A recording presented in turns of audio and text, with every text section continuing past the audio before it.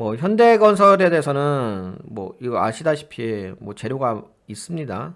샤인 프로젝트도 있고 그다음에 네옴시티 관련된 재료도 있습니다. 실제적으로 수주를 하면서 진행을 하고 있는 업체죠. 다만 이제 제가 어제는 약간 오늘 같이 보자고 얘기했던 거는 재무적인 부분을 좀 체크할 필요는 있다고 봐서 현대건설은 저번에도 한번 재무를 한번 체크를 해보긴 했죠. 그때도 재무가 나쁘진 않았었습니다. 현대건설이. 아직까지는 보니까는 3분기가 발표가 안 된 것 같은데 발표됐나? 한번 검증을 해볼까요? 현대건설.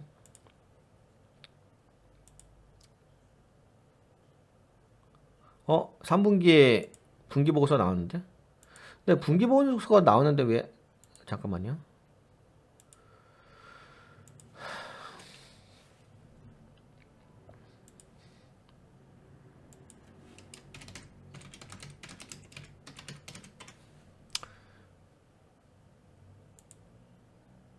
왜 안 나오지? 아, 여기 나왔다. 아, 안 나왔는데? 왜 안 나와, 여기? 보통은 3분기 나오게 되면은, 여기 나왔다. 현대건설 해외에서 동남풍 불어온다.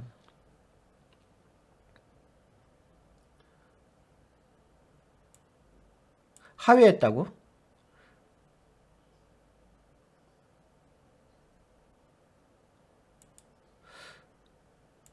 5조 4, 5조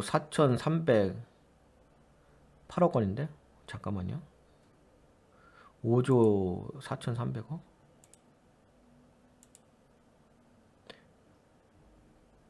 아닌데, 컨센서스 상회했는데? 그러니까 여러분들 이거 그 저번에 우리 멤버십 분들은 아시는데 그 이거 잘 보셔야 돼. 기사 내용만 보고서 주식을 접근하면은 안 된다는 거 아시죠? 우리 멤버십 분들은 이제 알긴 아는데 일반 개인 투자자분들은 속을 수도 있어가지고 우선은 여기 보시게 되면 3분기에 매출액이 5조 근데 원래는 4조 9천억이었어요. 5조 4,308억 원이죠. 그러면은 그래도 컨센서스보다 올라온 거고 그 다음에 영업이익이 1537억 원이죠. 아, 영업이익이 떨어졌구나. 영업이익이 1537억 원으로 떨어졌구나. 아, 영업이익이 많았어야 됐구나.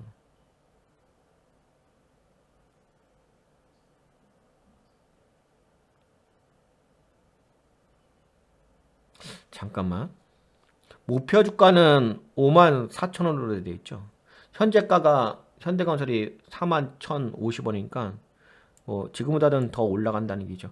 근데 이렇게 보면 약간 그럴 것 같고 근데 영업이익이 떨어지긴 컨센서스보다 떨어지긴 했네.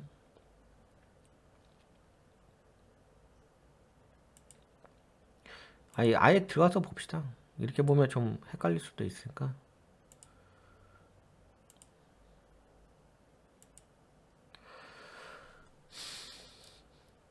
왜 이렇게 나오지? 유동자산, 비유동자산, 유동부채, 비유동, 자본총계 이런 식으로 나온다. 별도 요약재무제표 뭐 이런 식으로 나오네. 요약이라 해서 그런가? 어, 요약이라서 저렇게 나오구나. 포괄손익계산서 보게 되면 네 5조 아니 죄송합니다. 네, 맞구나. 5조 4천 308억 원. 5조 저번 분기가 잠깐만. 아, 이거는 작년이죠?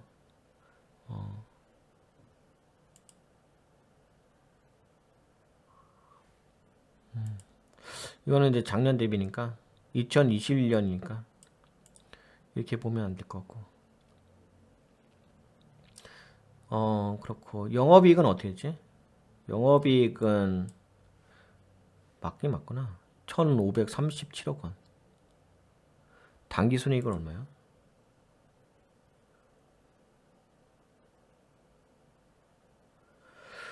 분기 순이익은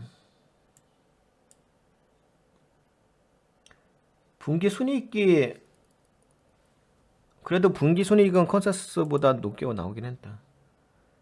2,347억 원이니까. 그러니까 영업이익보다도 오히려 분기 저기 올라갔죠. 영업이익은 1,537억 원인데, 예, 단기 그 순이익은 2,347억 원이니까, 영업이익은 좋게 나왔네요. 아, 영업이익이 아니라 순이익은 좋게 나왔네요.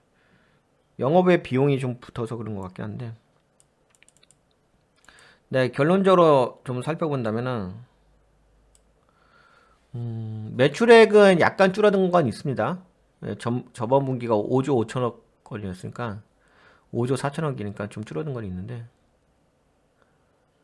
그 대신 뭐 당기순이익이 좀 증가한 부분이 있고요. 영업이익은 약간 줄어든 부분이 있고 뭐 그래도 이 정도면 크게 문제가 되는 것 같지 않아요. 왜냐면 흐름상 보시게 되면 네 여기 4조 3천억 4조 3천억 네 5조 1천억 4조 1천억 5조 5천억 5조 4천억이니까 선방했다고 봐야죠 뭐.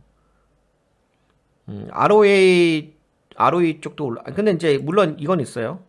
이 건설 쪽이 약한 부분이 그거죠. 건설의 약한 부분은 부채가 네, 자본보다 많다는 부분은 약한 골이죠. 그래도 그나마 다른 회사에 비하면은 부채가 그렇게 높지는 않습니다. 52%거든요. 자본은 48%고. 아, 부채가 많긴 하죠. 근데 보통 건설 회사들은 부채가 60% 정도 되거든요. 뭐 그거에 비해서는 뭐 52%면 뭐 어느 정도 네, 괜찮다고 긍정적으로 볼 수도 있긴 한데 너무 좋다 그렇게 볼 수는 없죠. 예, 그래도 이제 다른 회사보다는 네, 낫다. 그리고 EPS가 올라가는데 퍼가 빠져버리죠. 지금 순위관점으로 보게 되면 7만 5천 원까지 나오죠. BPS가 올라가는데 PBR이 빠져버리죠. 지금 4만 1천 원에서 움직이죠. 그럼 저평가 모양새는 있어요.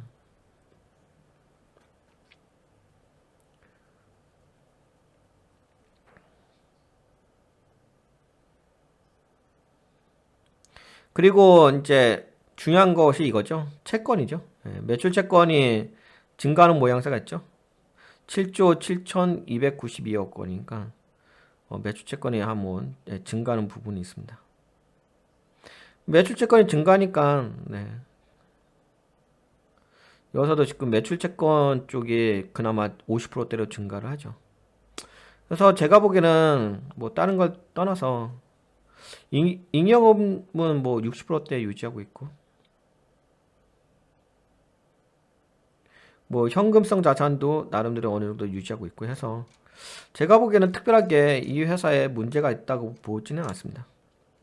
아 물론 이제 그 부분이 있죠. 건설 회사이기 때문에 아무래도 부채가 좀 많다는 거. 그 부분은 좀 약점이긴 한데 제가 지금 분석한 건설업체 중에서는 가장 재무가 긍정적인 업체가 아닌가 그렇게 사료됩니다. 그렇게 판단됩니다. 그리고 뭐 최근에 어제도 제가 건설 관련된 업종 분석할 적에 아파트 수주보다는 해외 수주가 중요하다고 했죠. 뭐 아까 뭐 말씀드린 것처럼 이 회사는 네옴시티 터널인가요?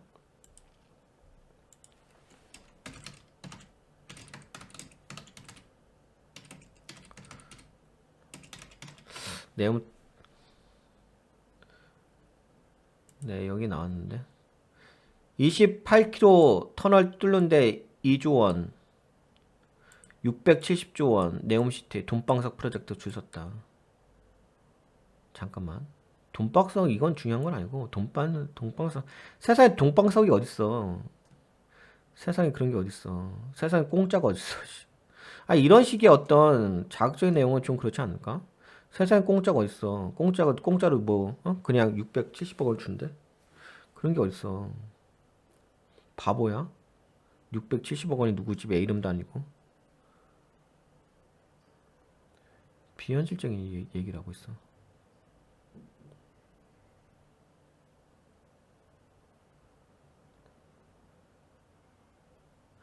현대건설과 삼성물산이 사우디 아키로돈과 컨소시엄을 이뤄 수주한 터라인 터널 공사가 지난 8일 발파를 시작으로 본격화됐다.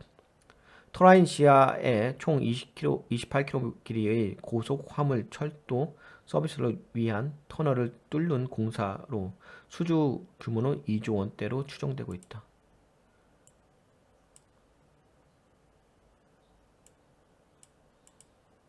네, 그리고 현대건설이 여기 또 나오죠. 현대건설이 더라인 터널 공사 외에도 이미 3억 달러, 3,955억 원 규모의 옥사곤 두바항 확장 공사에 지난 7월 입찰해 유럽, 중국 기업과 경쟁하고 있다. 이거 경쟁하고 있다는 거지. 여하튼 간에 수주를 한 건 여기 나오죠. 예.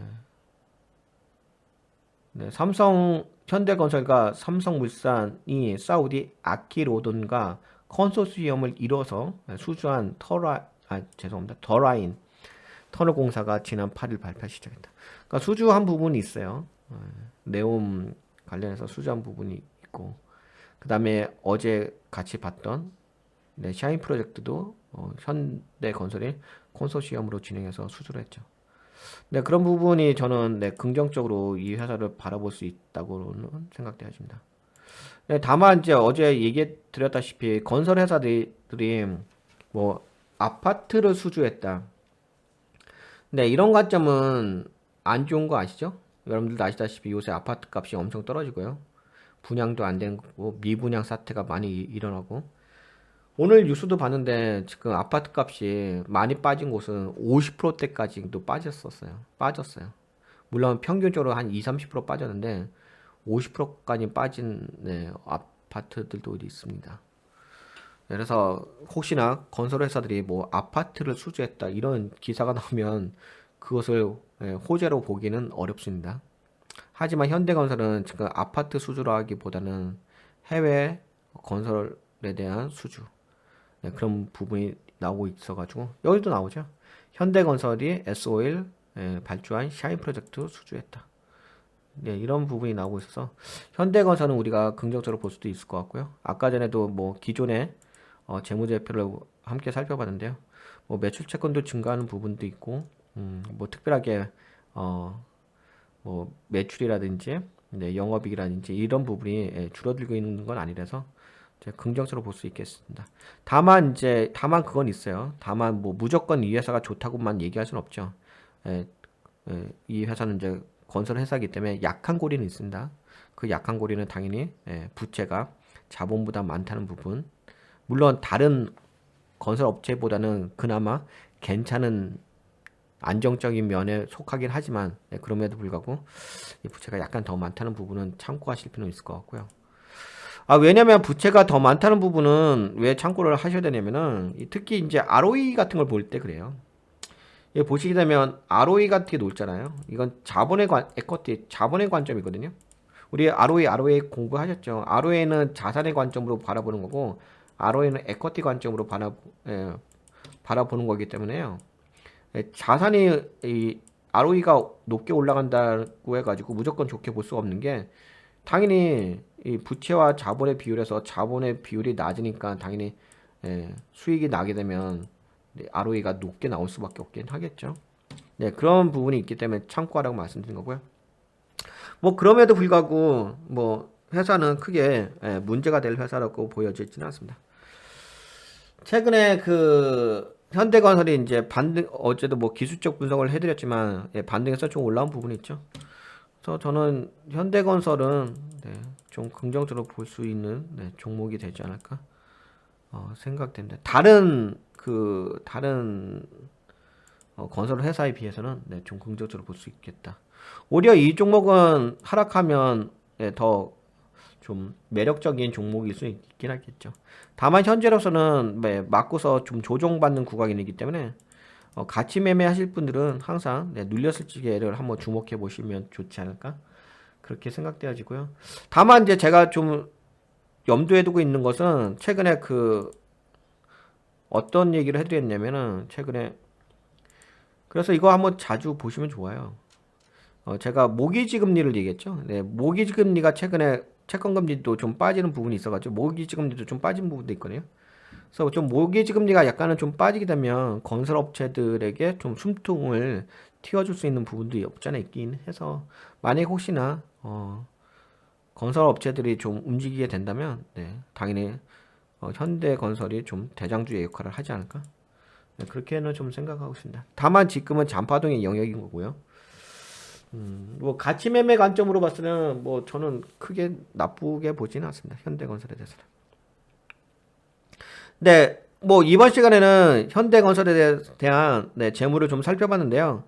약간 그런 면이 있는 거죠. 우리가 재물을 살펴보는 이유는 내가 이 회사를 믿고서 투자할 수 있느냐, 그 믿음이란 영역이 어디서 만들어질까요? 믿음이란 영역이 샤인 프로젝트에서 만들어질까요? 아니면 네옴시티에서 믿음의 영역이 만들어질까요? 뭐 샤인 프로젝트가 저 네옴 제가 영상도 올려드렸지만 네옴시티는 약간 신기루 같은 네, 그런 부분이 있잖아요. 신기루 같은 부분이고 좀 허상 같은 모양새가 있기 때문에 실질적인 그런 관점으로 느껴지지 않기 때문에 뭐 그런 재료로서 우리가 투자하는 것은 약간은 좀 위험하죠. 약간은 위험한 게 아니라 좀 많이 위험하죠. 그런 식으로 주식을 투자하는 것은. 그러면 실제적으로 이 회사의 본질적 가치가 어떤가를 볼 필요가 있겠죠. 재무적인 부분, 펀더멘탈에서. 그 부분이 좀 안정이 돼야지 그나마 좀 어느 정도는 기초가 되어 있는 회사니까 좀 거기에 맞게끔 투자 전략을 가져갈 수 있겠다. 이런 부분이 된 거죠. 그래서 여러분들하고 이제 재물을 살펴보는 거죠. 제가 종목을 분석할 때 재물을 살펴보지 않고서는 가치 매매하기는 좀 어렵죠. 왜? 뭘 믿고 투자할 수 있는 영역이 없는 거잖아요. 어떤 논리적 근거가 없는 거잖아요. 논리적 근거 없으면 우리가 투자할 수 있겠나요? 그냥 단순하게 네옴시티라는 그것 때문에? 여러분들 그 제가 약간 부연 설명하게 되면 아니 그 약간 네 뭐랄까 하여간 약간 좀 덧붙여서 설명해 드린다면 그 투자 사업은 누구나가 만들 수 있는 사업이에요. 특히 사업 기획을 해보신 분들은 아실 겁니다.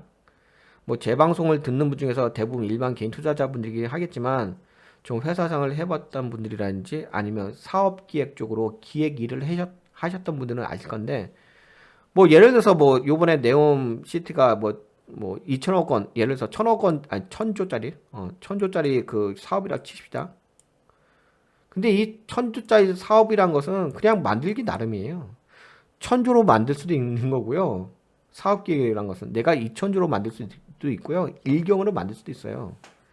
사업 계획은 내가 얼마든지 불릴 수가 있다고요. 그 단위를. MOU도 마찬가지요. 내가 얼마든지 불릴 수가 있는 거예요. 예. 그래서 사업 기획을 보고서 그것이 반드시 실제적으로 내가 돈을 벌 수 있는 사업이라고 생각하면 그건